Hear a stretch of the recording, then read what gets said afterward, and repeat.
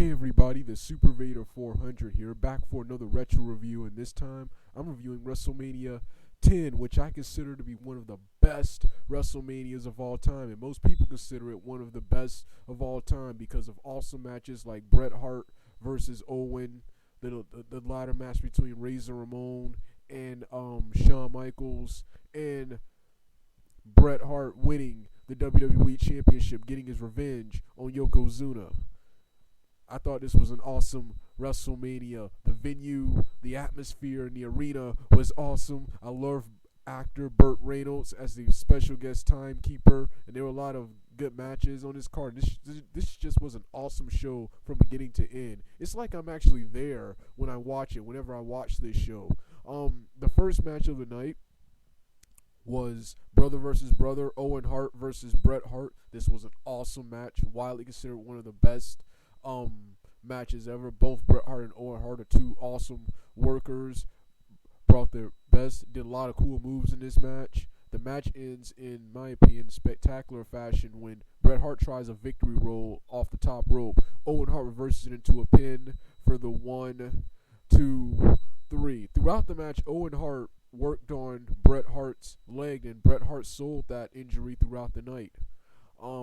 Love their sticking to kayfabe in this match. The next match of the night was Bam and Bigelow and Luna Vachon versus Doink the Clown and Dink in a mixed tag team match. Luna Vachon a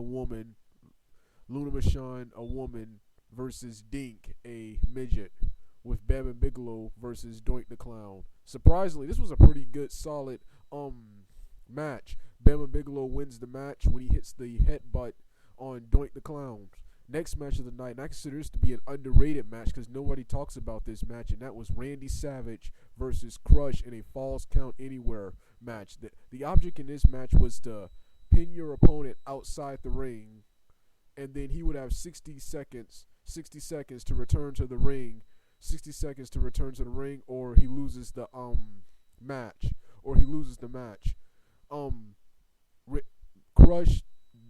Crush pins Randy Savage outside the ring to win the first fall. Then Randy Savage barely makes it back to the ring.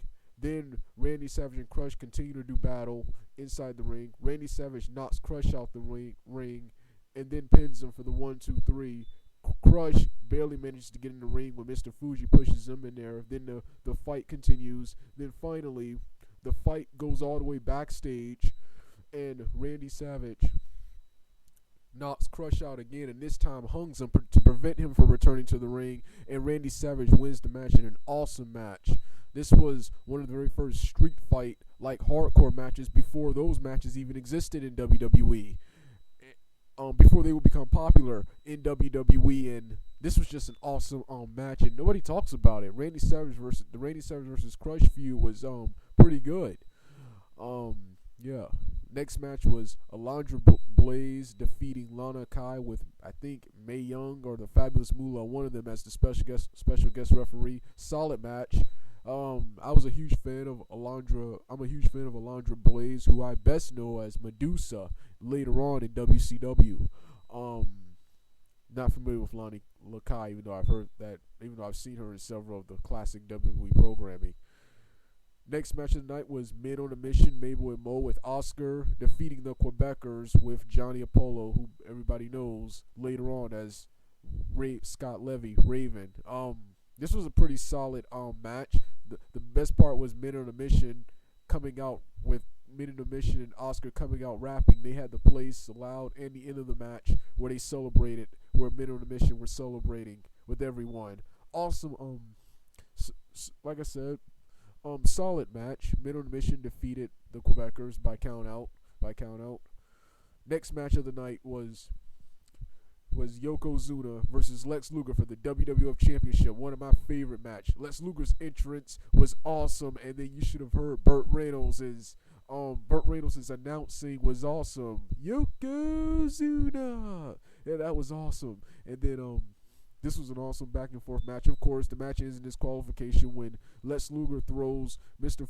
Jim Cornette in the ring for trying to interfere and accidentally hits Mr. Perfect, who was the special guest referee. Mr. Perfect disqualifies him. Thus, Yokozuna retains his wins by disqualification and retains his championship, and Lex Luger chases Mr. Perfect to the back, and they both argue. Earthquake defeated Adam Bomb.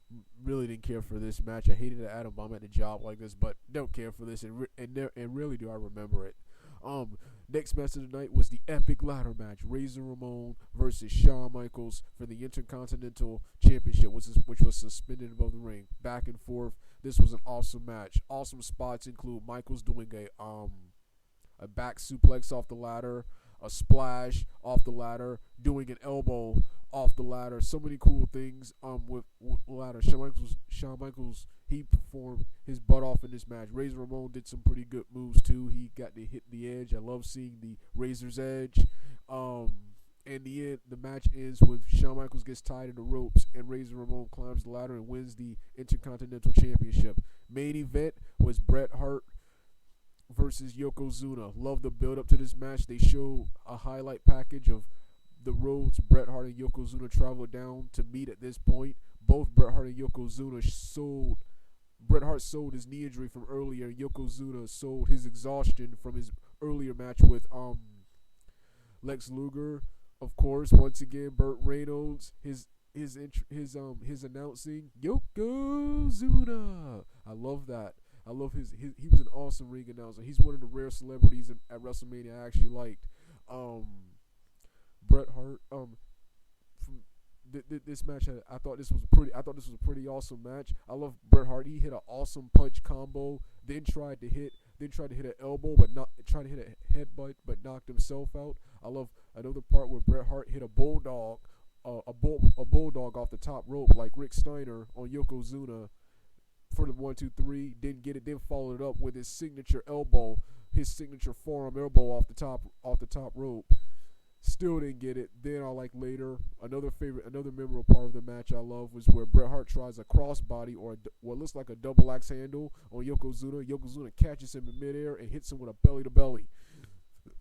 And of course, the match ends in hilarious fashion when Yokozuna tries to climb the top rope for a banzai on Bret Hart. He loses his balance and hilariously falls over, and Bret Hart wins for the 1-2-3. And it was an awesome moment. The celebration with all the wrestlers, Lex Luger, Razor Ramon, Macho Man, Burt Reynolds, and everyone coming, and lots of other people coming out to celebrate Bret Hart and hoisting them on their shoulders, and Macho Man hugging Bret Hart was awesome. Then I love Owen Hart coming out, looking on in jealousy, saying this isn't over, continuing the feud with them down the road. Just an awesome WrestleMania. One of those epic WWF pay-per-views ever. WWE needs to do pay-per-views like this. This is how WrestleMania is done. They need to have epic moments like this. The WrestleManias in the PG era, in my opinion, are absolutely terrible. All right. The Super Vader 400 out.